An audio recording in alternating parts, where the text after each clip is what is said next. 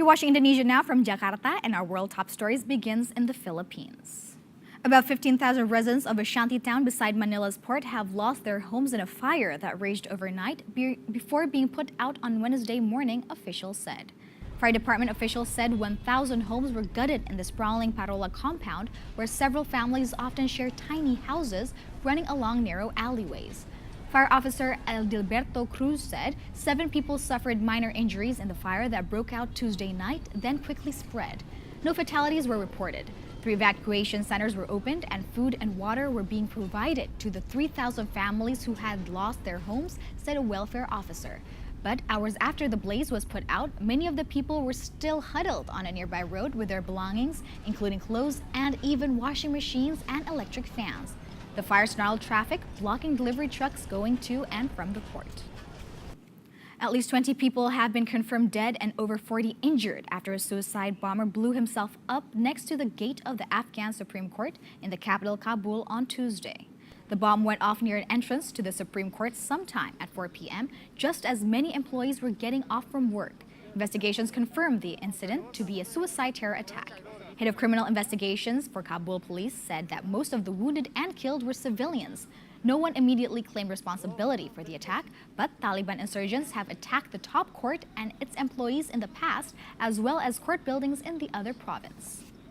Days of intense rain in northern Peru have left 25 dead and 39 hurt as floodwaters devastate towns without proper drainage systems and overwhelm cemeteries. President Pedro Pablo Kuczynski declared a state of emergency for 3 regions on the northern Pacific coast of the country, Tumbes, Piura, and Lambayeque. Out of the 3, the Lambayeque region, known as the Pre-Inca Archaeological Center, has been the hardest hit. Residents continued to work through knee-high waters Tuesday as they tried to salvage what was left of their belongings. Officials said the army arrived on site to clear the water as they tried to prevent the spread of dengue. A total of 34,239 people have been affected, according to officials. Jovenel Moise was sworn in Tuesday as Haiti's president for the next 5 years after a bruising 2-year election cycle, inheriting a chronically struggling economy and a deeply divided society. The 48-year-old entrepreneur took the oath of office in a parliament chamber packed with Haitian lawmakers and foreign dignitaries from countries including the U.S., Venezuela, and France. In his inaugural address during the Day of Prayer and Platitudes, Moise gave a rough outline of his government's priorities and pledged to bring real improvements to the economically strapped nation, particularly the long-neglected countryside. He urged unity and promised to strengthen institutions, fight corruption, and bring more investments and jobs to one of the least developed nations in the world.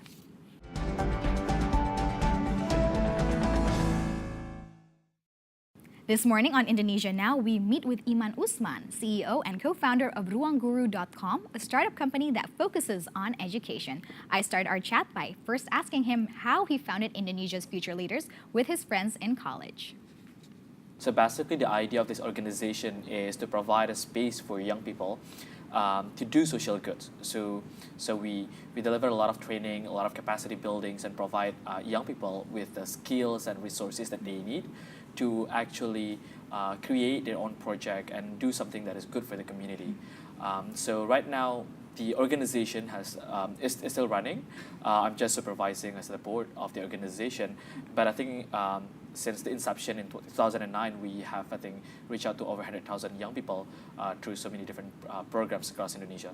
And for all of your works and your activities during the past, you have received many awards, including the Youth Recognition Award from the United Nations in 2011.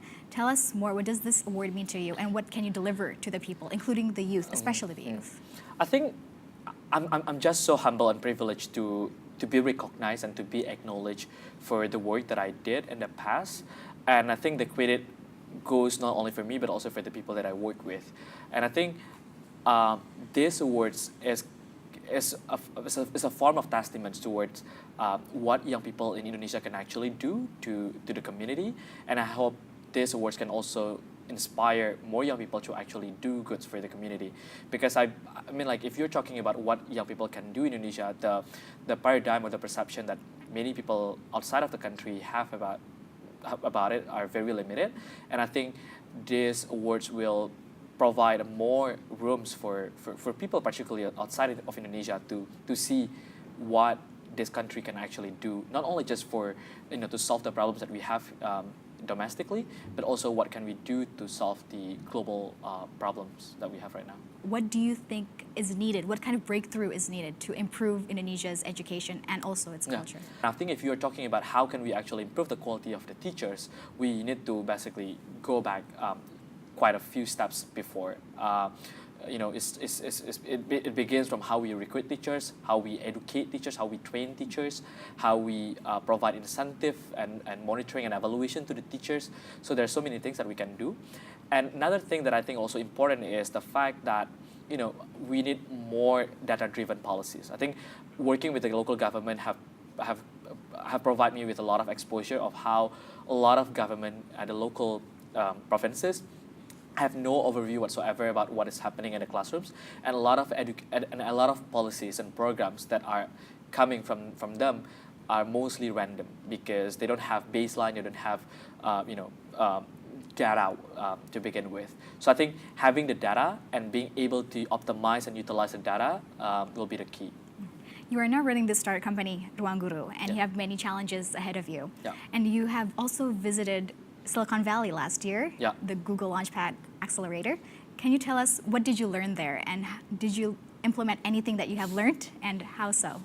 One of the key learnings that we have is that we have been able to learn and access a lot of resources from truly the best of the best in the field.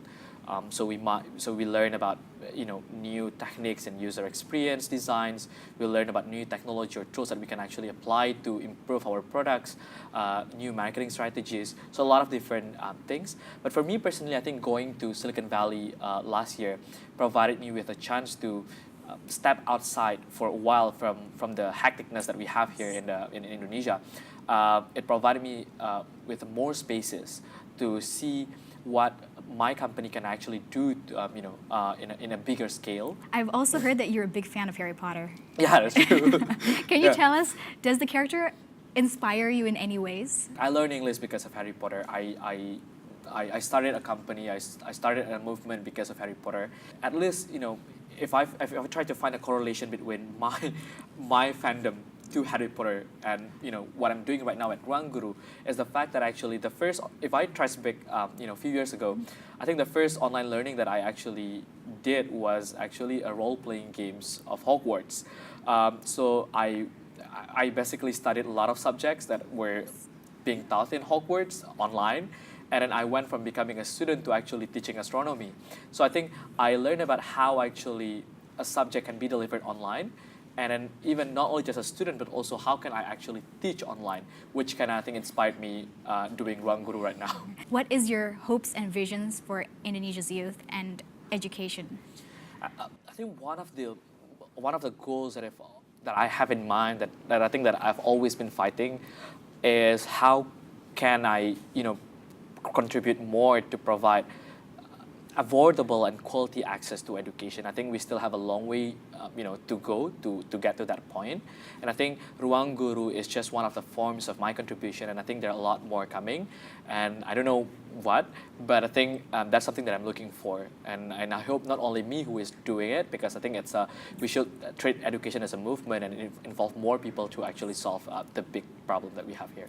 21-year-old Muhammad Iman Usman has received his Bachelor of Arts degree in International Relations from the University of Indonesia, where he was awarded the National Best Student Award in 2013. Presently, he is a Master of Arts candidate in International Education Development at the Teachers College of Columbia University in the city of New York. More of Indonesia now shortly. We introduce you to a community in East Java that provides a mobile library to students and citizens in their area. And we visit a geological museum in Bandung.